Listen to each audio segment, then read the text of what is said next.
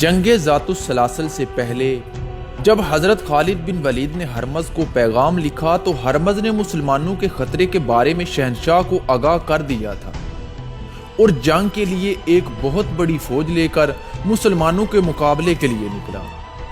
شہنشاہ کے پاس جب ہرمز کا پیغام پہنچا تو اس نے مدائن سے کارن کی قیادت میں ایک لشکر ہرمز کی مدد کے لیے اور مسلمانوں کو واپس دھکیلنے کے لیے بھیجا۔ ایرانیوں کا سپہ سالار کارن تازہ دم لشکر لے کر مدائن سے ابلا کی طرف روانہ ہو گیا۔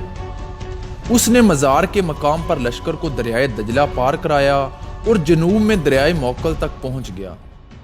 جب وہ دریائے موکل کے پار گیا تو اس سے ہرمز کے لشکر کی شکست خوردہ فوج آتی دکھائی دی۔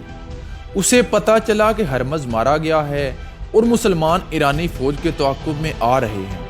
اس نے اپنی فوج کو وہاں ہی خیمہ زن ہونے کا حکم دے دیا۔ دوسری طرف حضرت خالد بن ولید نے ہرمز کے لشکر کو شکست دینے کے بعد مثنہ بن خارثہ کو چند سواروں کے ساتھ ایرانیوں کے تعاقب کے لیے روانہ کر دیا تھا اور باقی فوج کے ساتھ خود کچھ دیر آرام کرنے اور کاظمہ کا نظم و نسق درست کرنے کے بعد ابلا کی جانب پیش قدمی شروع کر دی تھی۔ ابھی وہ ابلا سے کچھ دور ہی تھے کہ ان کو حضرت مثنہ بن خارثہ کا پیغام ملا کہ ایرانیوں کا ایک بہت بڑا لشکر دریائے موکل کے کنارے خیمہ زن ہے۔ حضرت خالد بن ولید بڑی تیزی کے ساتھ بڑھتے ہوئے حضرت مثنہ کی فوج کے ساتھ جا ملے اور دشمن کے لشکر کا جائزہ لینے لگے۔ ایرانی سپہ سالار کارن نے اپنے لشکر کو 3 حصوں میں تقسیم کیا۔ دائیں اور بائیں پہلو کی قیادت اس نے اپنے شکست خوردہ سالاروں قباز اور انوشجان کو دی اور کلب کی قیادت خود کی۔ دوسری طرف حضرت خالد بن ولید نے بھی اپنے لشکر کو 3 حصوں میں تقسیم کر رکھا تھا۔ دائیں اور بائیں پہلوں کی قیادت حضرت عاصم اور حضرت عدی بن حاتم کے پاس تھی، جبکہ کلب کی قیادت حضرت خالد بن ولید خود فرما رہے تھے۔ اس دور کی جنگوں کے دستور کے مطابق ایرانیوں کا سپہ سالار کارن آگے آیا اور اس نے مسلمانوں کو انفرادی مقابلے کے لیے للکارا۔ حضرت مقل بن العاشی اس کے مقابلے کے لیے آگے نکلے اور کارن کو قتل کر دیا۔ اس کے بعد دوسرے 2 ایرانی سالار قباز اور انوشجان بھی مقابلے کے لیے آگے نکلے اور حضرت عاصم اور حضرت عدی بن حاتم کے ہاتھوں قتل ہوئے۔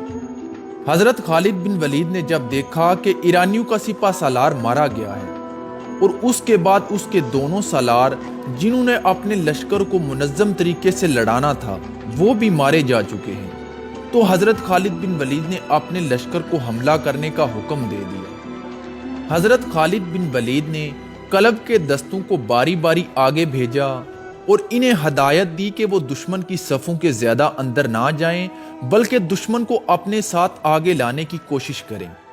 اس کے ساتھ ساتھ حضرت خالد بن ولید پہلوں کو اس طرح پھیلاتے چلے گئے کہ وہ دشمن کے پہلوں پر جا کر حملہ کر سکیں۔ آخر کار ایرانی سپاہ کے حوصلے جواب دینے لگے۔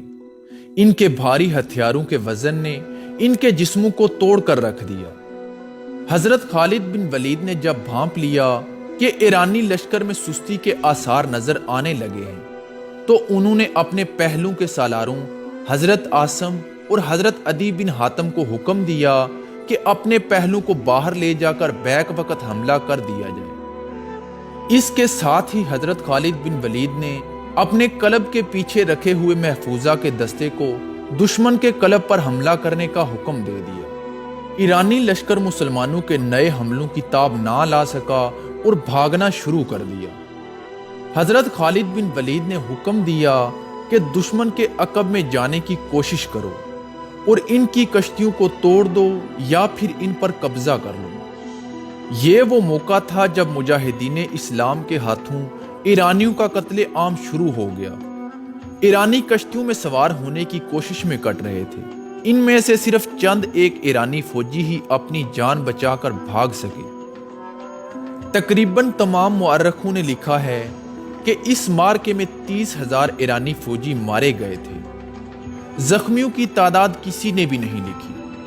تصور کیا جا سکتا ہے کہ جہاں اتنی اموات ہوئیں وہاں زخمیوں کی تعداد بھی اس کے لگ بھگ ہوگی۔ اس کا مطلب یہ تھا کہ شہنشاہ فارس کی اس جنگی قوت کا بت ٹوٹ چکا تھا جسے ناقابل تسخیر سمجھا جاتا تھا۔